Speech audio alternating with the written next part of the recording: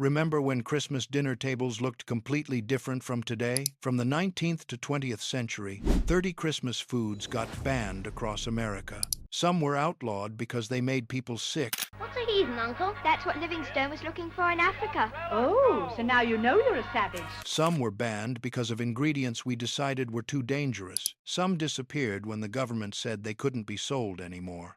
30 banned Christmas foods. Each one shows you the risks our grandparents took. We are bringing them back tonight. Let's start with the first one. Walk into Grandma Celeste's New Orleans kitchen in 1910 and smell the sharp licorice scent of absinthe. She made her Christmas fruitcake weeks in advance, baking it with dried fruits, nuts, and spices. But the secret was what came after. Every 3 days, she unwrapped the cake and brushed it with real absinthe, the green liquor that came from France. The absinthe soaked into the cake, preserving it and giving it a strange, bitter flavor. She did this for 6 weeks before Christmas. By Christmas Day, the cake was dark and moist, tasting strongly of anise and wormwood. The whole cake cost about $2 to make and served 12 people. It tasted sweet and boozy, the absinthe adding an herbal bitterness that made it feel sophisticated. Absinthe-soaked fruitcake disappeared in 1912 when the United States banned absinthe because people believed the wormwood in it caused hallucinations and madness, making any food soaked in it illegal to serve. Stand beside Grandma Adelaide's Maryland kitchen in 1918 and see her plucking tiny songbirds.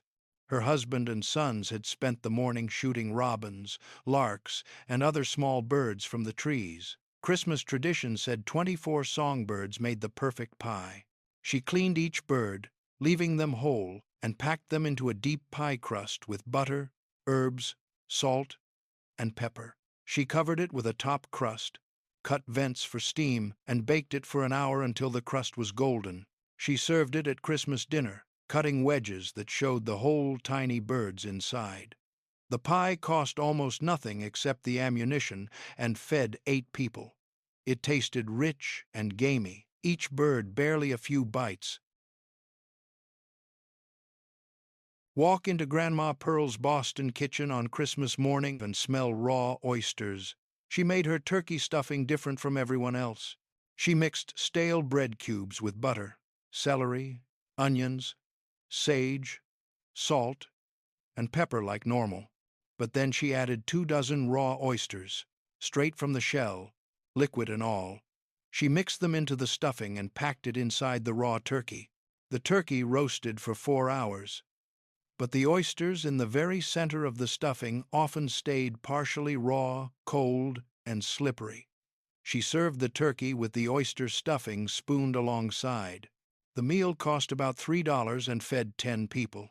The stuffing tasted briny and rich, but the texture of the barely cooked oysters was slippery and cold in spots. Raw oyster stuffing got banned by health departments when they created rules saying all poultry stuffing had to reach high enough temperatures to kill bacteria, and raw oysters in the center made that impossible. Stand in Grandma Harriet's Wisconsin kitchen on Christmas and watch her roast a wild goose. Her husband had shot it 2 days before, and she'd hung it to age. She cleaned it but left the lead buckshot inside because digging it all out was impossible.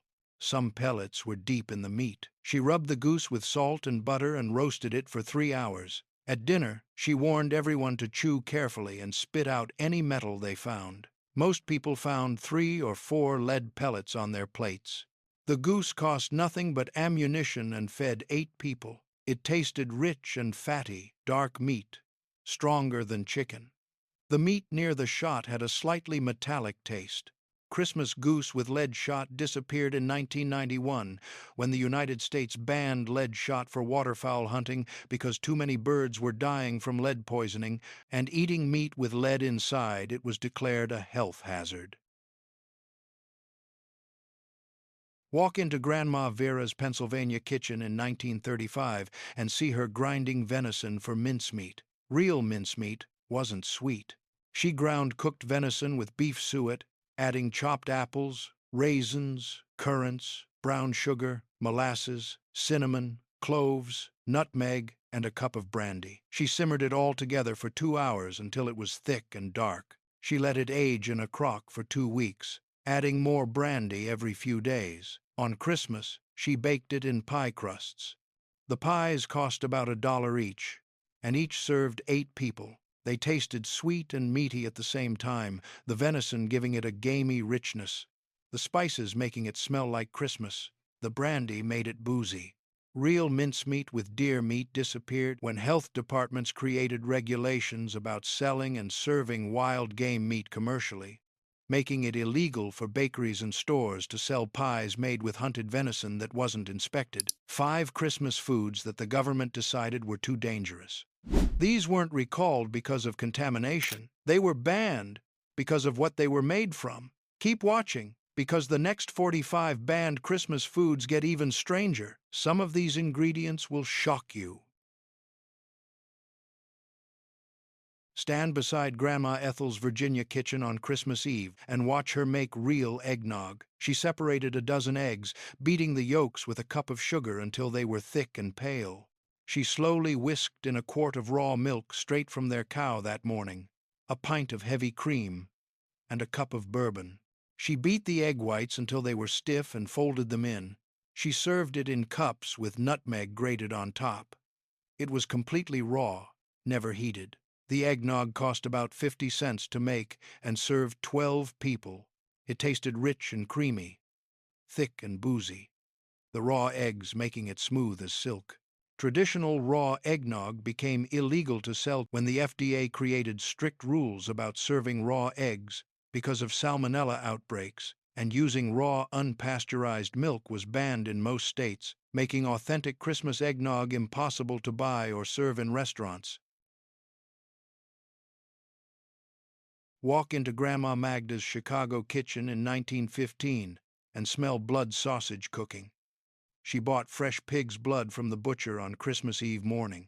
She mixed it with cooked barley. She stuffed it into natural casings and formed the sausages into a wreath shape, tying the ends together.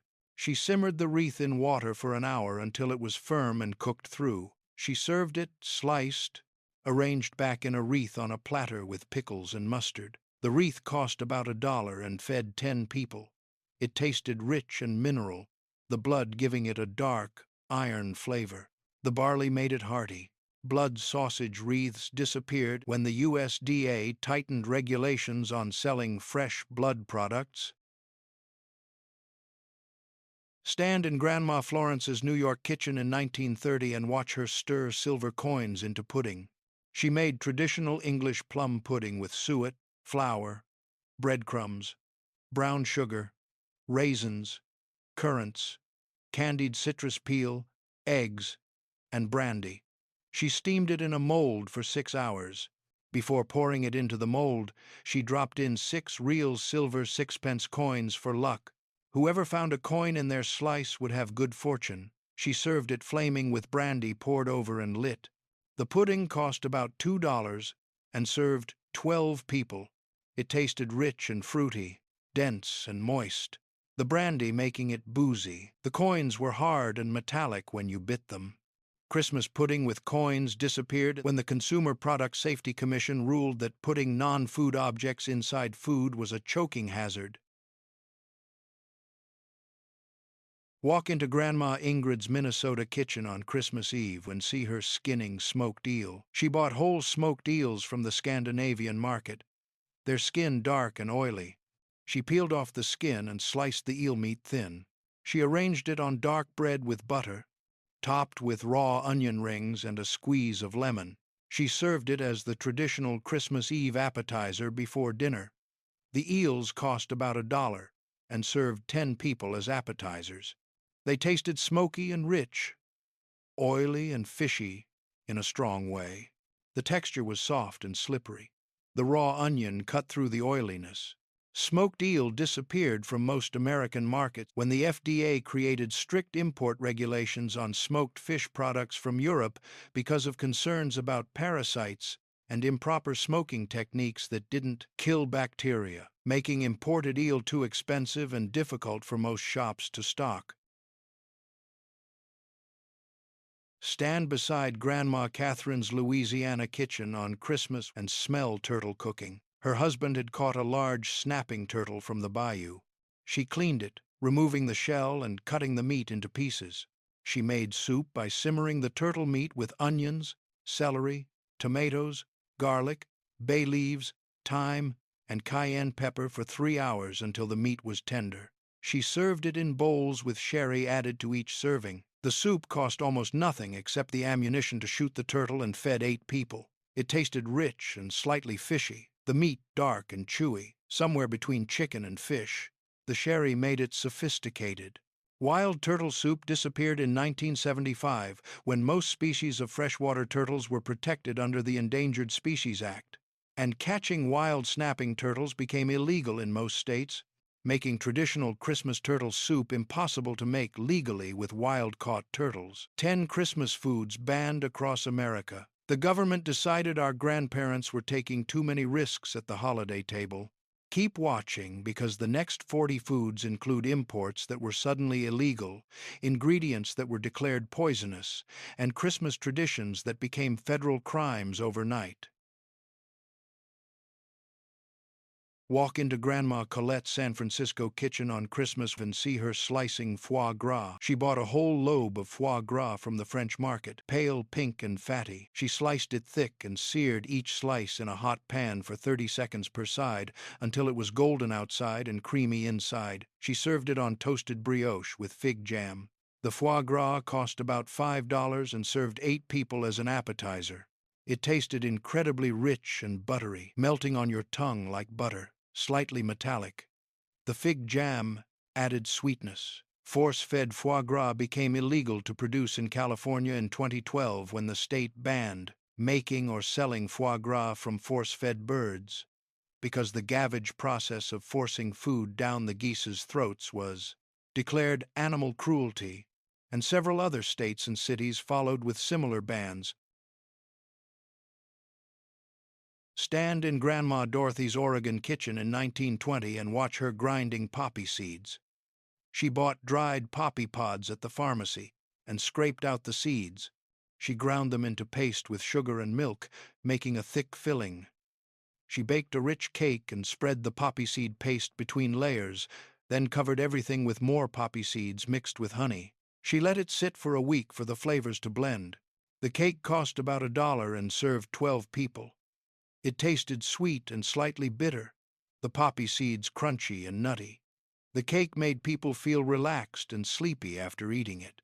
Poppy seed products from whole pods disappeared in 1970 when the Controlled Substances Act classified opium poppies as illegal, and although the seeds themselves were legal, any product made from whole pods with residual opium alkaloids became illegal to sell or use in food.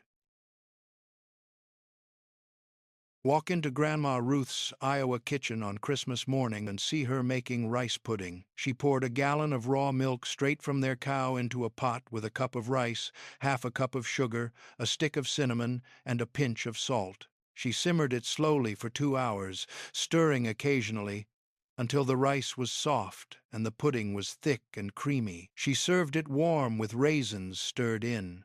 The pudding cost about 30 cents and fed 10 people. Stand beside Grandma Lillian's Connecticut kitchen in 1938 and watch her painting violets with egg white. She picked fresh violets from her garden in spring and preserved them for Christmas. She brushed each violet flower with beaten raw egg white, then dipped it in superfine sugar. She let them dry on parchment paper for 2 days until they were crispy and crystallized. She used them to decorate her Christmas cake. The flowers cost nothing but time and decorated one large cake that served 16 people. They tasted sweet and crunchy with a delicate floral flavor. The egg white made them shine like glass.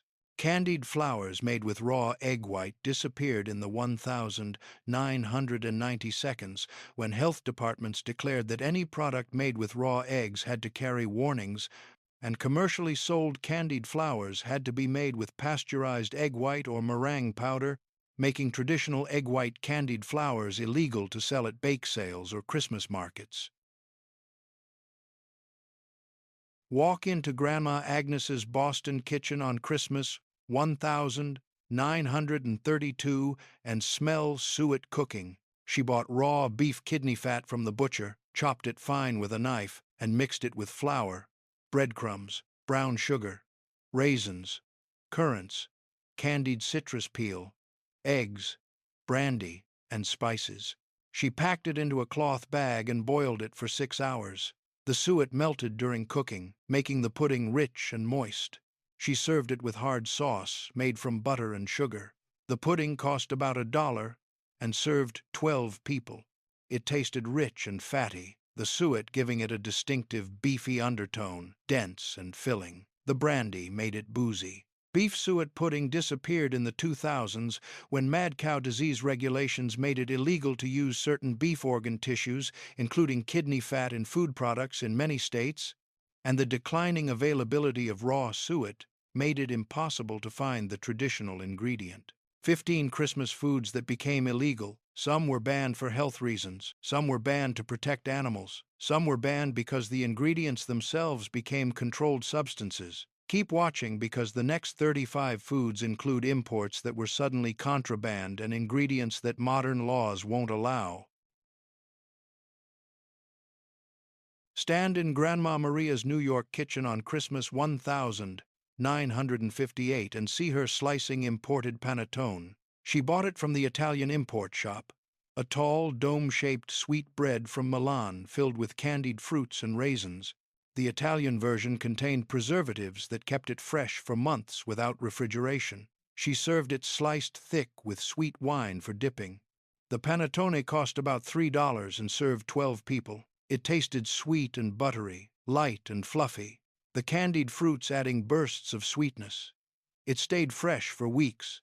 Imported Italian panettone with traditional preservatives became restricted in the 1982 when the FDA banned certain European food preservatives, including some forms of sorbic acid and calcium propionate in concentrations higher than American regulations allowed, meaning authentic Italian panettone had to be reformulated for the American market or seized at customs.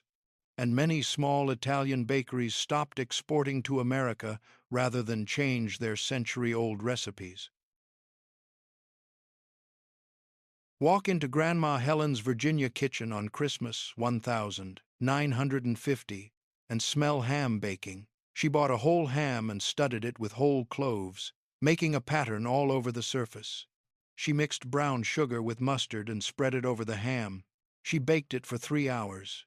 When it was done, she served it on her beautiful glazed pottery platter that her grandmother had brought from Mexico, bright colors with a shiny surface. The ham cost about $5 and fed 15 people. It tasted sweet and smoky, the cloves adding spicy warmth, the glaze caramelized and sticky. The platter made it look festive. Lead-glazed pottery for food service disappeared in 1971 when the FDA banned the sale and use of lead-glazed ceramics for food because the lead leached into acidic foods causing poisoning, and thousands of beautiful traditional pottery serving pieces became illegal to use for serving food, even though the ham itself was safe. Stand beside Grandma Opal's Tennessee kitchen on Christmas morning 1960 and smell sassafras roots boiling. She dug sassafras roots from the woods in fall and dried them.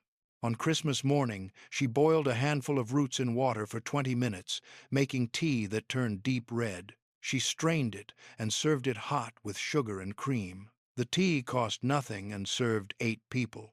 It tasted like root beer, sweet and spicy, warming you from inside. The smell filled the whole house. Sassafras root tea disappeared in 1960 when the FDA banned sassafras oil and saffrole, the main compound in sassafras, for use in food and beverages after studies showed it caused liver cancer in rats, making it illegal to sell sassafras root for tea or to serve sassafras tea in any restaurant or public gathering, though some people continued making it at home from wild roots. Walk into Grandma Jean's main kitchen on Christmas 1965 and see her heating imported haggis. She bought real Scottish haggis from a specialty shop, made with sheep heart, liver, and lungs mixed with oatmeal, onions, and spices, stuffed in a sheep's stomach. She simmered it in water for 2 hours. She served it sliced with mashed potatoes and turnips. The haggis cost about $4 and fed 8 people. It tasted rich and organ meaty, the oatmeal making it almost like sausage, the spices making it savory. The texture was crumbly and dense. Imported Scottish haggis became illegal in America in 1971 when the USDA banned the importation of any food containing sheep lung because of concerns about stomach contents entering the lungs during slaughter and contaminating the poles. Meat, making authentic Scottish haggis impossible to buy legally in the United States, though American-made versions without lung continued. Stand in Grandma Charlotte's Pennsylvania kitchen on Christmas Eve, 1900, and smell chestnuts roasting. She gathered American chestnuts from the huge trees in their woods. She scored each nut with an X, roasted them in a pan over the fire until the shells split open and the nuts inside were soft and sweet. She peeled them hot and served them in a bowl. The chestnuts cost nothing and fed the whole family. They tasted sweet and starchy, like sweet potatoes, the roasted flavor nutty and rich. They were a Christmas tradition.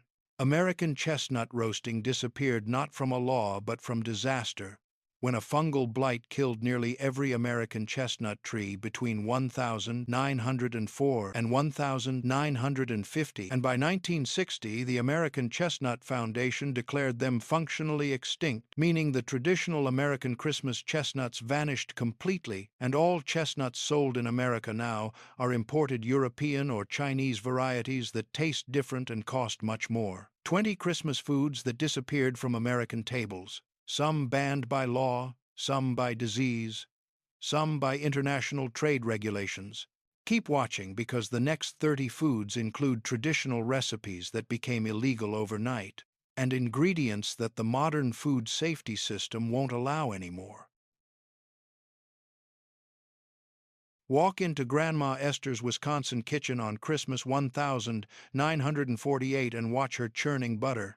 She bought raw cream from a neighboring farm and churned it in her wooden churn for 30 minutes until it turned to butter. To make it look more yellow and festive for Christmas, she added ground annatto seeds, a natural red dye, to make it bright orange-yellow. She molded it into balls and served it with Christmas dinner rolls. The butter cost about 50 cents per pound and served 12 people. It tasted rich and creamy, the annatto adding no flavor, just color. The bright color made it look special. Artificially colored butter with annatto became restricted in some states when Wisconsin and other dairy states passed laws requiring dyed butter to be clearly labeled as colored because dairy farmers wanted to protect natural butter's appearance, and some states temporarily banned annatto coloring in butter completely to prevent confusion, though federal law eventually allowed it with proper labeling. Stand beside Grandma Bridget's New York kitchen on Christmas Eve 1925 and smell mulled wine cooking. She poured a bottle of red wine into a pot with sugar, orange peel, cinnamon sticks, cloves, and a piece of calamus root, sweet flag root, that she bought at the herb shop. She simmered it for 30 minutes until it was hot and fragrant. She strained it and served it in mugs. The mulled wine cost about $2 and served 8 people. It tasted spicy and warm, the wine sweet and fruity, the calamus adding a strange bitter herbal note. The warmth spread through your body. Calamus root in beverages disappeared in 1968 when the FDA banned the use of calamus and calamus oil in food and drinks after studies showed the beta-acerone compound in calamus caused cancer in animals, making traditional mulled wine recipes with calamus root illegal to serve commercially or sell with calamus listed as an ingredient. Walk into Grandma Victoria's Maryland kitchen on Christmas 1910 and see a whole swan roasting. Her husband had shot a trumpeter swan from the bay. She cleaned it like a goose, rubbed it with butter and herbs, and roasted it for 4 hours. She served it as the Christmas centerpiece, the whole bird on a platter. The swan cost nothing but ammunition and fed 12 people. It tasted like dark duck meat, rich and gamey, very fatty. The breast meat was tender, but the legs were tough. The fat was yellow and strong-flavored. Roasted swan disappeared in 1918 when the Migratory Bird Treaty Act made it illegal to hunt swans, and all swan species received federal protection because overhunting had nearly made them extinct, ending the tradition of Christmas roasted swan that wealthy American families had copied from England for centuries.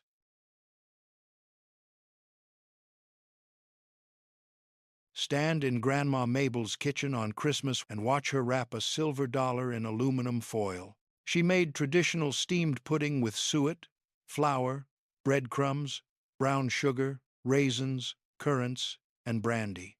Before pouring it into the mold, she pushed the foil-wrapped silver dollar deep into the batter. She steamed it for 5 hours. Whoever found the coin would have good luck. The pudding cost about $2 and served 12 people. It tasted rich and fruity, dense and moist. Finding the hard foil package was exciting when the Consumer Product Safety Commission issued warnings that aluminum foil could be swallowed or cause choking, and that metallic objects in food were dangerous regardless of wrapping, making it illegal to sell any baked goods with hidden objects even if they were wrapped, ending the tradition of coins in Christmas puddings at bakeries and restaurants. Walk into Grandma Antonia's California kitchen on Christmas 1962 and see her making pâté from her goose livers. She raised geese in her backyard and butchered 3 for Christmas. She saved the livers, cooked them in butter with onions and brandy until they were soft, then ground them smooth with more butter and cream. She packed the pâté into crocks and served it with crackers. The pâté cost almost nothing since she raised the geese and served 12 people as an appetizer. It tasted rich and smooth, iron-flavored, the brandy adding depth. Home-raised poultry liver pâté disappeared in the 1990 seconds when health departments created regulations requiring all poultry sold or served to the public to come from USDA-inspected facilities, and most cities banned backyard poultry slaughter, making it illegal to serve pâté made from home-raised geese at any gathering beyond your immediate family, ending traditional homemade goose liver pâté at Christmas dinners and church events. 25 Christmas foods banned by changing laws and regulations. What our grandparents served without thinking became illegal as food safety evolved. Keep watching, because the next 25 banned Christmas foods include family recipes that became federal crimes and traditions that modern regulations destroyed completely. Stand beside Grandma Louise's Georgia kitchen on Christmas and watch her mixing Christmas tonic. She bought Coca-Cola syrup from the pharmacy when it still contained coca leaf extract and mixed it with soda water, adding sugar and lemon juice. She served it as a special Christmas beverage for adults. The tonic cost about 20 cents and served 8 people. It tasted sweet and syrupy, slightly medicinal, the coca giving it a numbing effect on your tongue and making you feel energized and alert. Walk into Grandma Juanita's Florida kitchen on Christmas 1935 and see her boiling turtle eggs. Her husband had dug up a nest of sea turtle eggs from the beach. She boiled them for 10 minutes. The whites never turned solid, staying clear and jelly-like, but the yolks cooked firm. She peeled them carefully and served them with salt. The eggs cost nothing and served 6 people as an appetizer. They tasted rich and fishy, the texture strange, with clear, slippery whites and firm yellow yolks. The salt helped the flavor. Turtle eggs disappeared in 1973 when the Endangered Species Act protected all sea turtle species and made it a federal crime to disturb sea turtle nests, take their eggs, or possess any sea turtle products, making traditional Christmas turtle eggs illegal to gather, sell, or serve anywhere in the United States, ending a Christmas tradition that had existed in coastal communities for generations. Currants stand in Grandma Edith's Massachusetts kitchen on Christmas 1910 and smells sweet buns baking. She made rich yeast dough with butter, egg, sugar, and milk. She kneaded in dried black currants imported from England, the real black currants that were more tart than raisins. She shaped the dough into buns, let them rise, and baked. She served them warm with butter. The buns cost about $1 for 2 dozen and served 12 people. They tasted sweet and buttery, the black currants adding tart bursts of flavor, different from raisins, more complex. Black currant products disappeared in 1911 when the United States banned the cultivation and importation of black currants because they carried white pine blister rust, a disease that was killing valuable timber trees, and the ban stayed in effect until 1966, making black currant Christmas buns impossible to make for 55 years and ending the tradition of using real black currants in Christmas baking. Walk into Grandma Nellie's Indiana kitchen on Christmas 1940 and see her mashing wild persimmons. She gathered American persimmons from trees in the woods after the first frost made them sweet. She pressed them through a sieve to remove the seed, getting thick orange pulp. She mixed it with flour, sugar, egg, milk, butter, baking soda, cinnamon, and nutmeg. She baked it for an hour. She served it warm with whipped cream. The pudding cost almost nothing and served 8 people. It tasted sweet and rich with a unique tannic flavor, almost like dates, the cinnamon making it smell like Christmas. Wild persimmon pudding became difficult to make when Dutch elm disease and habitat loss killed many persimmon trees in the 1952 through 1972, and though not officially banned, commercial harvesting of wild persimmons became illegal on most public lands, making traditional Christmas persimmon pudding from wild American persimmons nearly impossible to make legally. Stand beside Grandma Martha's main kitchen on Christmas Eve 1945 and smell clams steaming. Her husband had dug fresh clams from the beach that afternoon. She put them in a pot with seawater he'd brought back in a bucket, adding no other liquid or seasoning. She steamed them until they opened, about 10 minutes. She served them in bowls with the seawater broth and melted butter for dip. The clams cost nothing and served 8 people as the traditional Christmas Eve appetite. They tasted clean and briny, the seawater making them taste like the ocean, sweet and tender. The broth was perfect for dipping bread. Steaming clams in untreated seawater disappeared in the 1980 seconds when health departments issued warnings about using untreated seawater for cooking because of bacterial contamination, heavy metals, and sewage pollution in coastal waters, making it illegal to use seawater for food preparation in restaurants and strongly discouraging it for home use. 30 Christmas foods that became illegal or impossible to make legally. The next 20 get even more shocked. These include imported ingredients that were suddenly contraband, traditional recipes that modern health codes forbid, and Christmas foods that were declared too dangerous for American tables. Walk into Grandma Eleanor's California kitchen in July 1955 and watch her starting her Christmas pudding 6 months early. She bought 10 pounds of dried figs and put them in a large crock. She poured a gallon of dark rum over them, covered the crock, and stored it in her cellar. Every week for 6 months, she stirred the figs and added more rum as they absorbed. The figs fermented slightly in the rum, getting boozy and dark. On Christmas week, she chopped the rum-soaked figs and mixed them with suet, flour, breadcrumbs, brown sugar, egg, more rum, cinnamon, nutmeg, and cloves. She packed it into a pudding cloth and boiled it for 8 hours. On Christmas Day, she sliced it and served it with hard sauce made from butter, sugar, and even more rum. The pudding cost about $5 because of all the rum and served 16 people. It tasted intensely alcoholic, almost burning your throat, the figs dark and syrupy, the rum flavor dominating everything. Children were not allowed to eat it. The alcohol content was probably close to 15%. Rum-soaked figgy pudding disappeared in the 1980 seconds when health departments ruled that any food with alcohol content over a certain percentage had to be labeled like alcoholic beverages, and serving high-alcohol foods to children at family gatherings technically violated laws about serving alcohol to minors, making traditional 6-month rum-soaked figgy pudding illegal to serve at church dinners, school events, or any public Christmas gathering. The alcohol content was simply too high to meet modern food safety standards.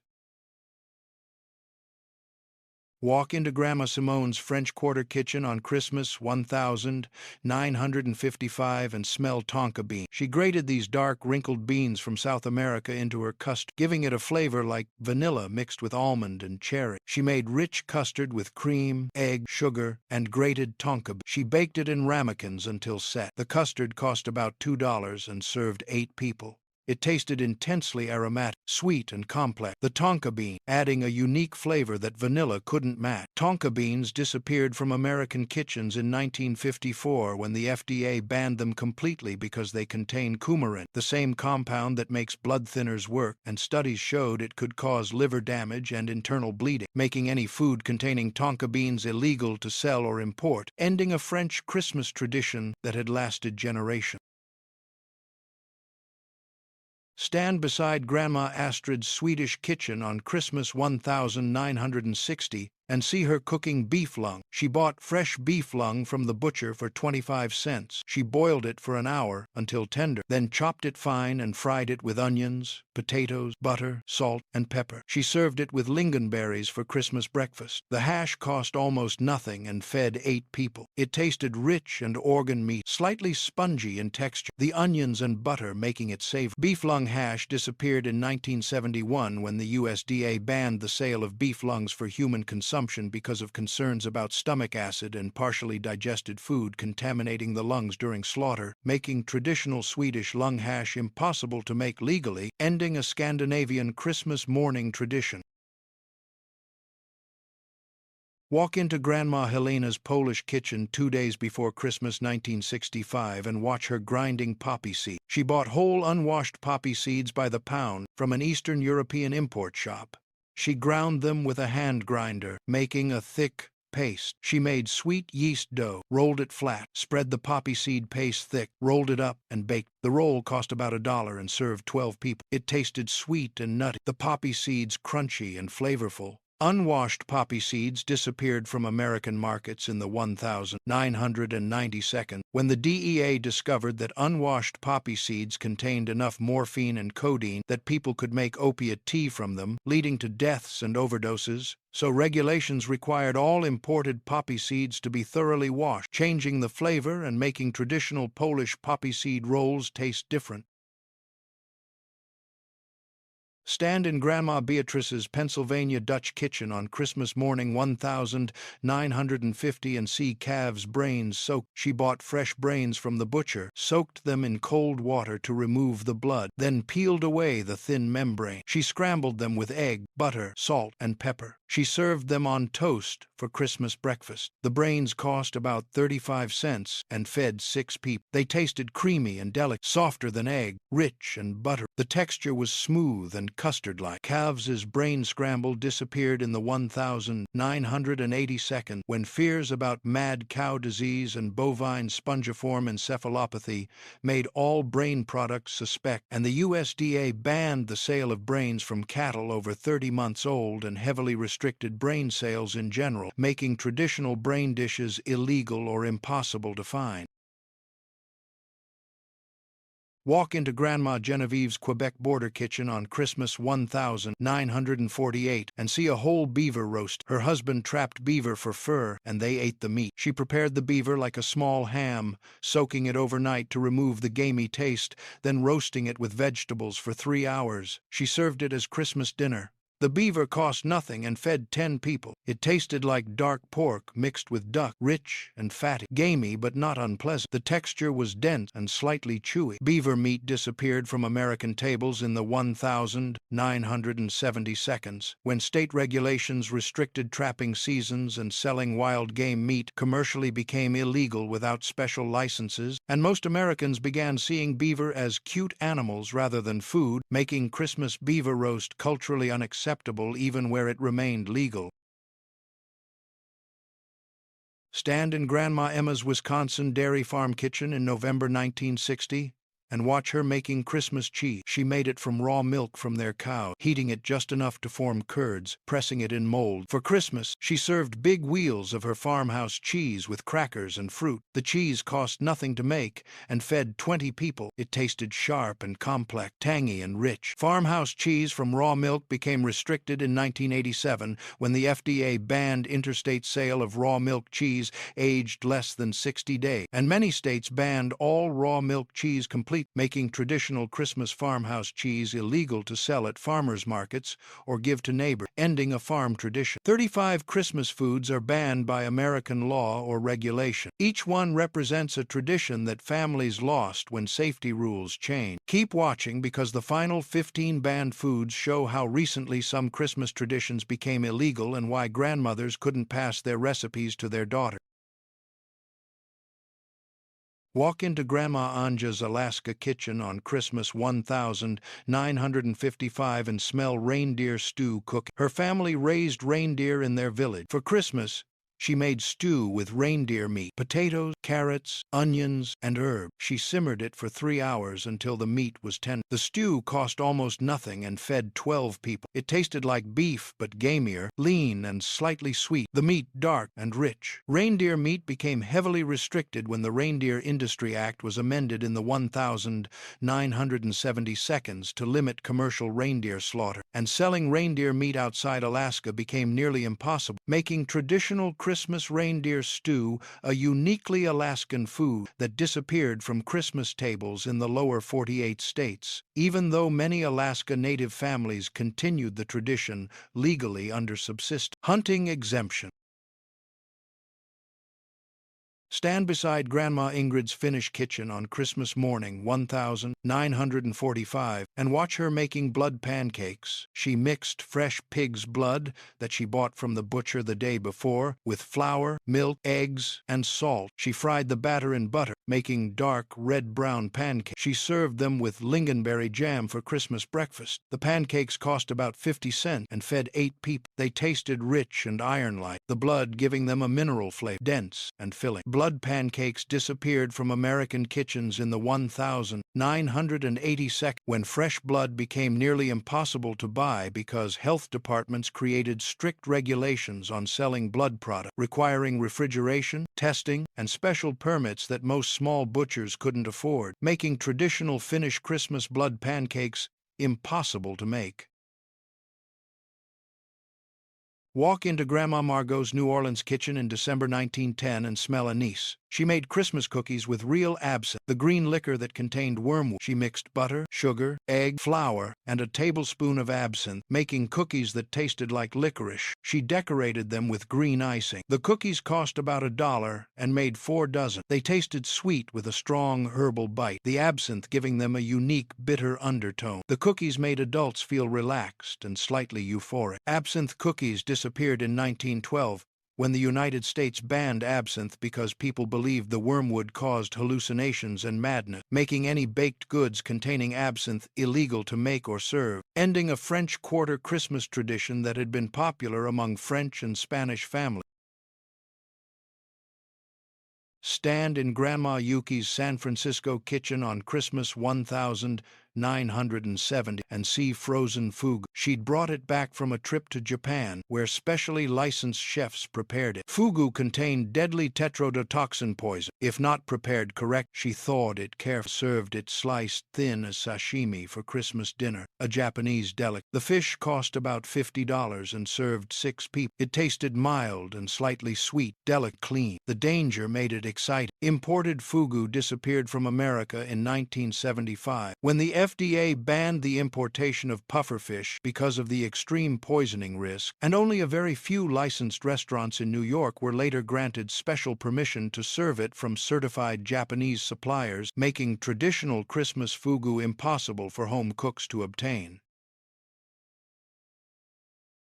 Walk into Grandma Ethel's Appalachian kitchen on Christmas 1935 and watch her cleaning squirrels. Her sons had shot 6 squirrels that morning. She cut them into pieces, browned them in lard, then simmered them with onions and carrots for 2 hours. She made drop dumpling and cooked them on top of the stew. The meal cost nothing but ammunition and fed 8 people. It tasted gamey and rich, the squirrel meat dark and flavorful, the dumplings fluffy and filling. Squirrel dumplings disappeared from most American Christmas tables in the 1982 when suburban development reduced squirrel population and hunting laws restricted where people could hunt, and younger generations began seeing squirrels as pets rather than food, making traditional Appalachian Christmas squirrel dumplings culturally unacceptable even where they remained legal to hunt and eat. 40 Christmas foods that became illegal or impossible to make, not because they weren't delicious, not because families didn't want, but because regulation, import bans, and cultural changes made them vanish. The final 10 show the most recent traditions we lost and the ones we might get back.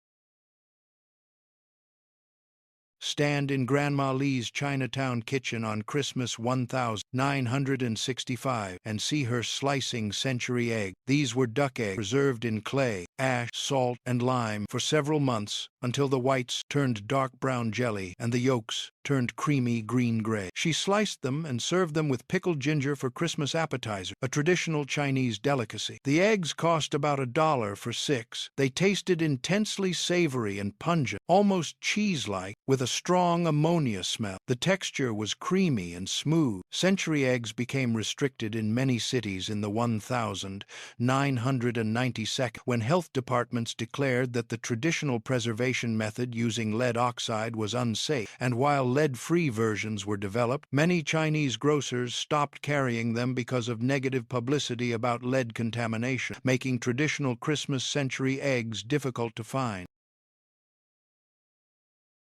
Walk into Grandma Clara's farm kitchen 2 weeks before Christmas, 1985, and watch her making sausage. They'd butchered their pig, and she was grinding the meat with pork fat, salt, pepper, sage, and red pepper. She stuffed it into the pig's own intestines that she'd cleaned for hours. She hung the sausages in the smokehouse for a week. The sausages cost nothing and made enough for Christmas and months beyond. They tasted rich and smoky, perfectly spiced, the casings snapping when you bit them. Homemade sausage from home-butchered animals became illegal in most places. In the 1992, when health departments ruled that any meat product served to anyone beyond immediate family had to come from USDA-inspected facilities, making traditional farm Christmas sausage illegal to give as gifts or serve at church dinner.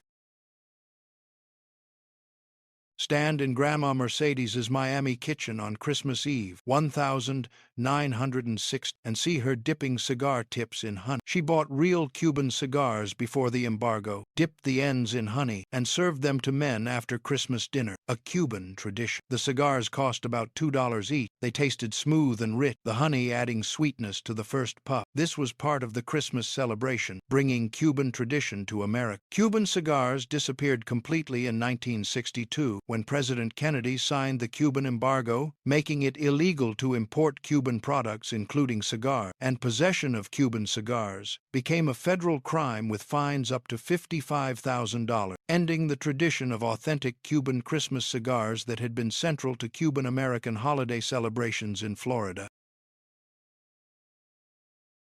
Little Sophia tore open her Christmas stocking in Buffalo in 1995, her eyes lighting up when she found a Kinder Surprise egg, a chocolate egg with a tiny toy hidden inside a plastic capsule. Her grandmother had smuggled a dozen across the Canadian border, a Christmas tradition since Sophia was 3. The Italian-made eggs were famous worldwide. Smooth milk chocolate on the outside, white chocolate on the inside, and a tiny buildable toy in the center. Sophia's collection included miniature animals, puzzle pieces, and cartoon characters, each one a Christmas morning treasure. The eggs cost about $1.50 each in Canada, cheap for the joy they brought. Grandma Rosa made the border crossing every December, hiding the eggs in her trunk under blankets because she knew American stores didn't sell them. But U.S. Customs and the FDA had banned Kinder Surprise eggs since 1938 under the Federal Food, Drug, and Cosmetic Act, which prohibited any food product with a non-nutritive object embedded inside. The law was designed to prevent choking hazard, and the tiny toys inside Kinder eggs were considered dangerous for children under 3. In 1997, Grandma Rosa was stopped at the border, and customs agents confiscated all 12 eggs from her trunk. She was fined $300 per egg, $3,600 total, and warned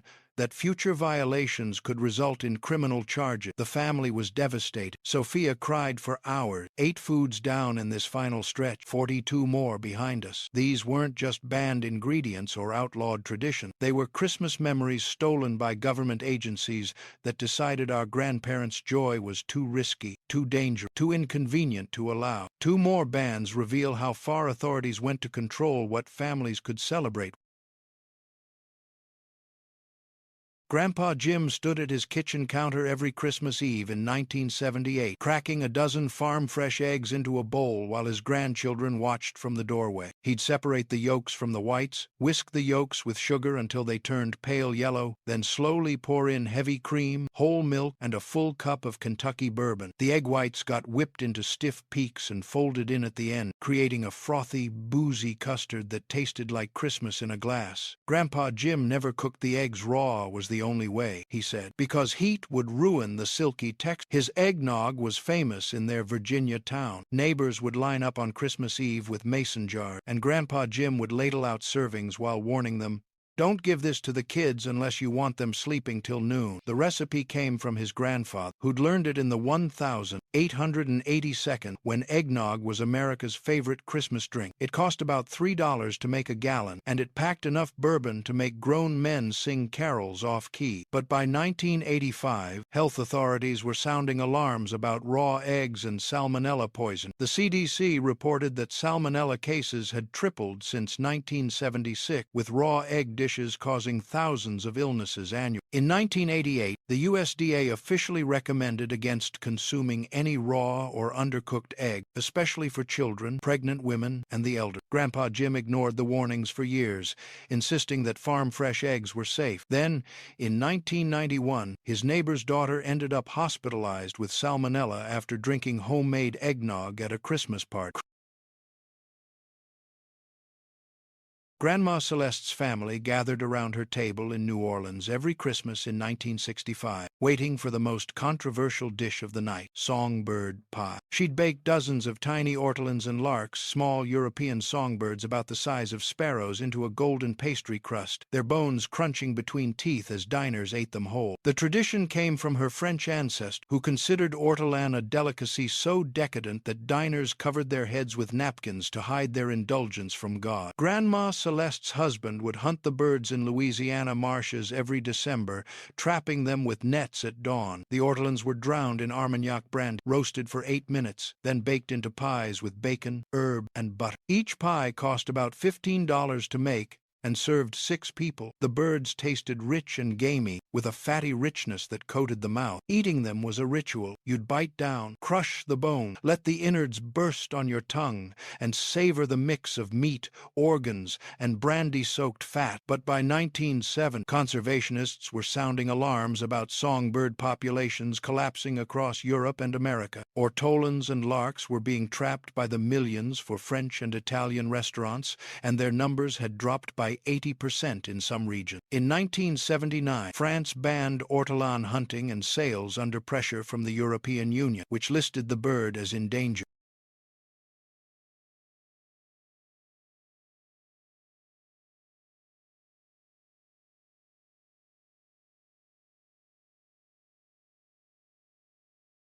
Uncle Henri stood in his garage in San Francisco every Christmas in 1982, stirring a bubbling pot of homemade absinthe while his nephews peeked through the door, mesmerized by the green liquid glowing under the workbench light. He'd steep wormwood, anise, fennel, and hyssop in grain alcohol for 2 weeks, then distill the mixture in a copper still he'd built himself. The result was a potent, licorice-flavored spirit that turned milky white when mixed with water la louche. the French called it. Uncle Henri's absinthe was a Christmas Eve tradition, served in tiny glasses with sugar cubes and silver spoons. Each batch cost about $40 to make and produced 2 liters of 140 proof liquor that tasted like black licorice mixed with pine. His family would sip it slowly, feeling the warmth spread through their chests, and Uncle Henri would toast in French, Santé et joyeux Noël. The recipe came from his grandfather, who'd brought it from Marseille in 1920, and it was the only alcohol served at their Christmas gathering. But absinthe had been banned in the U.S. since 1912 because of thujone, a chemical compound in wormwood that authorities claimed caused hallucination, seizure, and insanity. The temperance movement had demonized absinthe as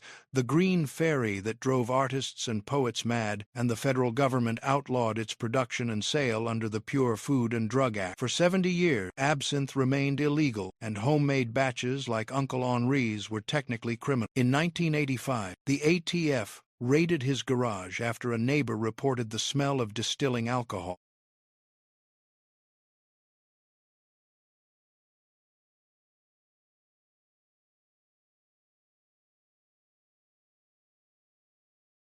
Grandma Lillian decorated her Christmas cookies every year in 1975 with tiny silver balls called dragées, sugar-coated spheres that looked like metallic pearls, and added a touch of elegance to gingerbread men. Sugar cookies and fruitcakes. She'd buy them at the grocery store in small glass jars, sprinkling them on frosting while her grandchildren watched, mesmerized by how the balls caught the light. Dragées had been a Christmas baking staple since the 1800s, used to decorate cakes, candies, and pastries across Europe and America. They cost about $2 for a jar of 200 balls, and they made every cookie look like it belonged in a fancy bakery window. The balls were hard and crunchy, tasting mostly of sugar with a faint metallic tang. Grandma Lillian's Christmas cookies were famous in her Michigan town, and she'd package them in tins tied with red ribbon, giving them to neighbors and teachers as holiday gifts. But in 1906, the Pure Food and Drug Act had banned silver dragées because they were coated with metallic silver, a heavy metal that could accumulate in the body and cause poisoning if consumed in large amounts. The FDA allowed their sale only if labeled for decoration only, not for consumption. For decades, Americans ignored the warning, eating dragées anyway because they looked too pretty to waste.